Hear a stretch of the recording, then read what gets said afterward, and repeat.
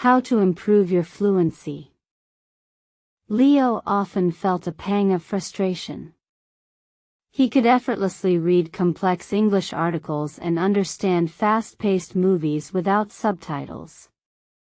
Yet, when it came to speaking, his tongue felt tied.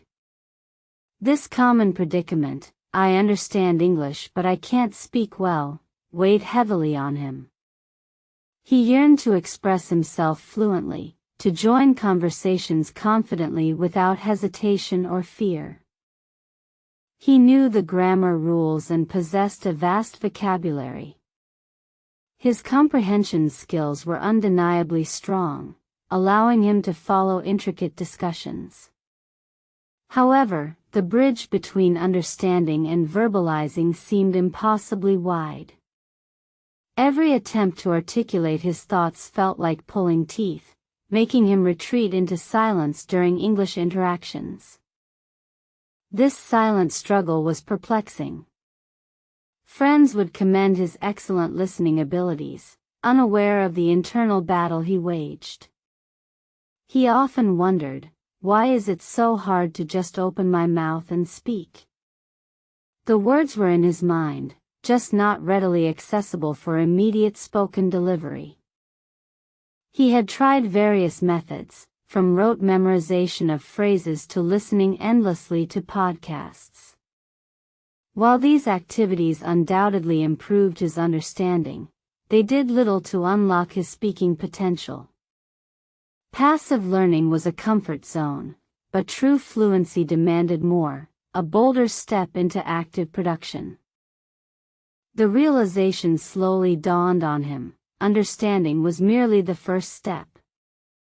Fluency wasn't about passive absorption, it was about active participation.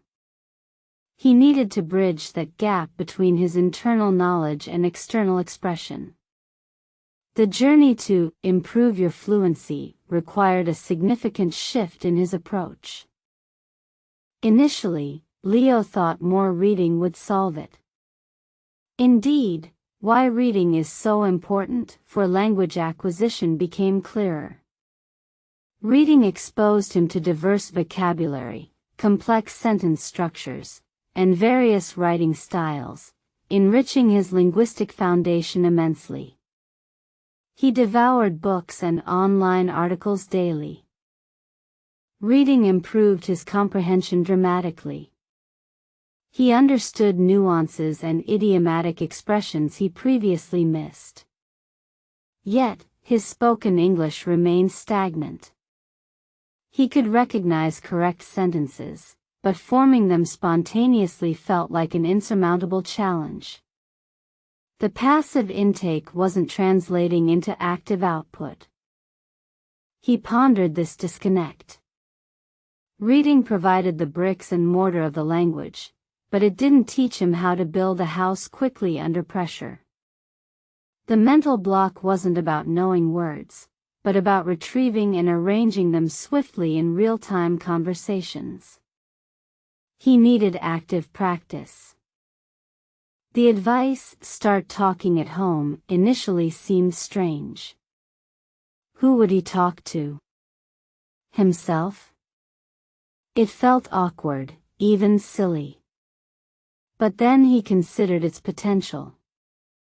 It was a safe, judgment-free zone where he could experiment with sounds and phrases without the pressure of an audience.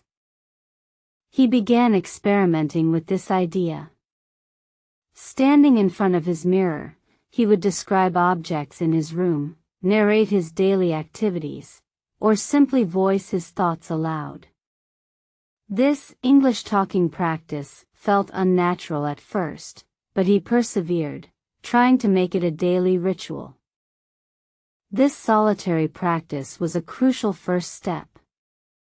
It helped him to get accustomed to the physical act of speaking English, to hear his own voice forming English words. He noticed his tongue becoming more agile, his pronunciation slowly improving, even without external correction. He also started listening to himself, recording short monologues on his phone. Playing them back, he could identify areas for improvement in intonation and rhythm. This self-assessment became an invaluable tool in his personal journey towards greater fluency.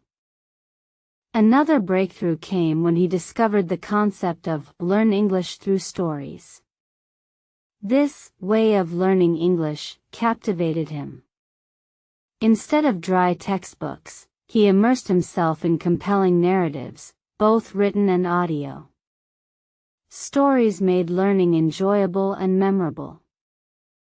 He found that engaging with stories helped him acquire language naturally, almost subconsciously.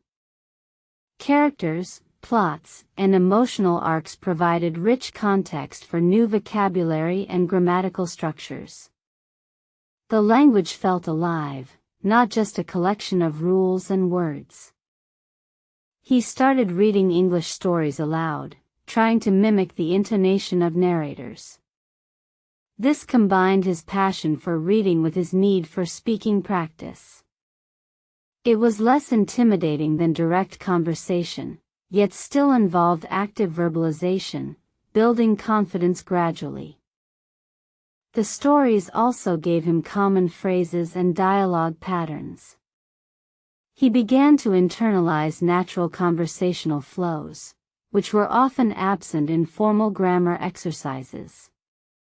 This organic exposure slowly chipped away at his hesitation to speak spontaneously. Still, the biggest hurdle remained: how to talk to anyone in English. The thought of speaking with a native speaker, or even another learner, filled him with dread. He feared making mistakes, sounding foolish, or simply not being understood.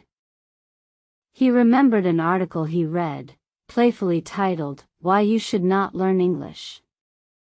It wasn't about genuinely discouraging learning, but about exposing common fears: fear of failure, fear of judgment, fear of sounding unintelligent. These were exactly his demons. The article argued that these fears were the true obstacles, not a lack of knowledge. It encouraged embracing imperfection and seeing mistakes as learning opportunities. This resonated deeply with Leo, challenging his perfectionist tendencies. He realized that "Why You Should Not Learn English" was actually about why you shouldn't let fear stop you from learning English. His biggest enemy wasn't the language itself, but his own self-imposed limitations and anxieties about speaking. Taking a deep breath, he decided to tackle the fear head-on. He looked for online language exchange partners. The idea of speaking with strangers was terrifying, but the anonymity of the internet offered a degree of safety. His first few calls were awkward. He stumbled over words, paused frequently, and often resorted to short, simple sentences. Yet, he persevered, remembering that everyone starts somewhere, and that patience was paramount. Gradually, how to speak with people became less of an abstract concept and more of a practical skill he was actively developing. Each conversation, no matter how brief or imperfect, built a tiny block of confidence. He focused on conveying his message, rather than perfect grammar. He learned to rephrase when misunderstood and ask clarifying questions. Communication, not flawless English, became his immediate goal, easing the pressure considerably. He practiced active listening, something he was already good at, but now applied it to real-time conversations. This helped him formulate responses and understand the flow of natural dialogue, which is crucial for fluency. The phrase, English talking practice, transformed from an internal monologue to actual dialogue. He joined online speaking groups, discussing various topics, from daily life to global news. This variety kept his interest piqued. He specifically looked for partners who were also learning, or patient native speakers. This environment fostered mutual support and understanding, making the learning process less stressful and more collaborative. His confidence soared with each successful interaction. He discovered that most people were incredibly supportive and encouraging, not judgmental. This realization helped to dismantle his long-held fears of speaking.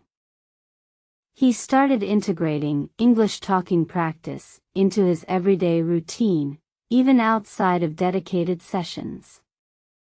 He would think in English, narrate his shopping trips in his head, or even sing along to English songs. The goal to improve your fluency was no longer daunting.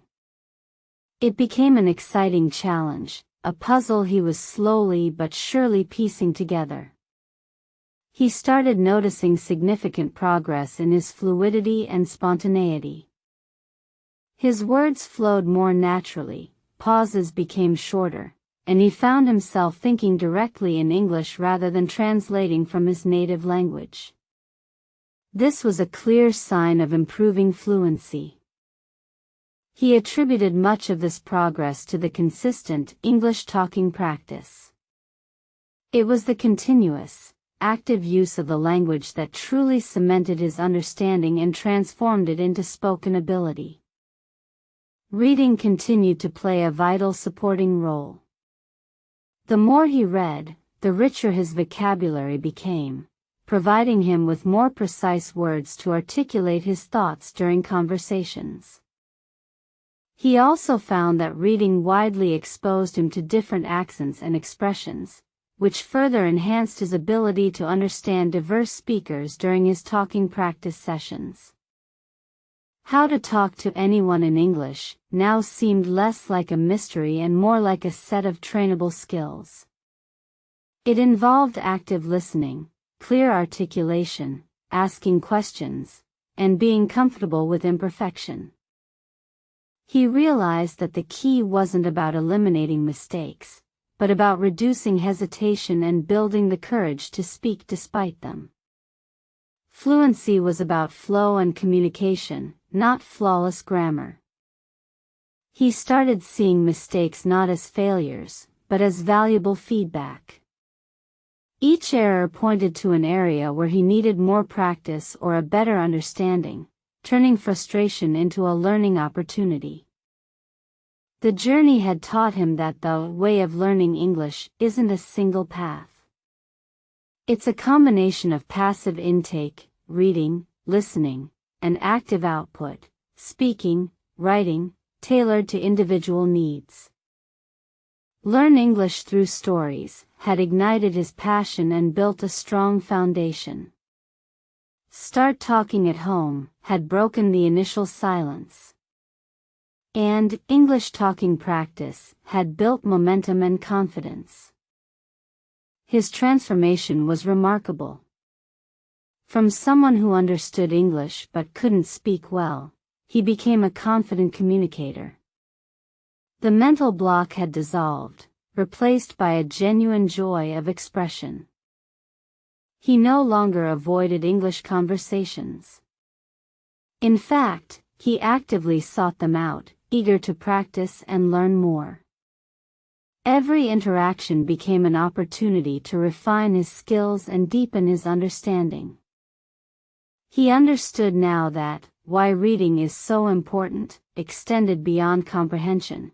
It was fuel for his speaking engine, providing the linguistic resources needed for rich and varied conversations. He also learned the importance of focusing on common phrases and collocations, not just individual words. Stories were particularly good for this, showing how words naturally fit together. His journey highlighted that improvement isn't linear. There were days of rapid progress and days of stagnation. But consistency in English talking practice always eventually led to breakthroughs. He often reflected on his initial struggle. The frustration of, I understand English but I can't speak well, felt like a distant memory, replaced by the satisfaction of clear, confident communication. He became an advocate for active speaking from day one, even for beginners. The earlier you start trying to produce the language, the faster your brain adapts to the demands of real-time conversation. He also emphasized the psychological aspect, overcoming fear. The advice, why you should not learn English, due to fear, became a reminder to confront internal barriers directly. His fluency wasn't perfect, but it was functional and effective. He could now articulate complex ideas, tell jokes, and engage in debates, something he only dreamed of before. He realized that true fluency wasn't about speaking without an accent or never making mistakes. It was about communicating your message clearly and confidently, enjoying the process. The story of Leo's transformation became an inspiration for others facing similar challenges. He proved that with the right strategies and persistent effort, anyone can bridge the gap from understanding to speaking. His experience underscored that how to improve your fluency involves a multifaceted approach, combining reading for input, stories for immersion, and crucially, consistent talking practice. He learned that start talking at home is an invaluable first step, building the muscle memory and confidence required to then engage with others. It reduces initial pressure significantly. English talking practice is not just an exercise, it's the core of fluency development. It transforms passive knowledge into active, usable language, making communication fluid and natural. How to talk to anyone in English really means having the courage to begin, being patient with yourself, and understanding that every conversation, no matter how small, contributes to growth. Leo, once silent, now spoke with a newfound ease, a testament to his dedication. His journey affirmed that fluency is achievable through varied learning methods and persistent, brave practice.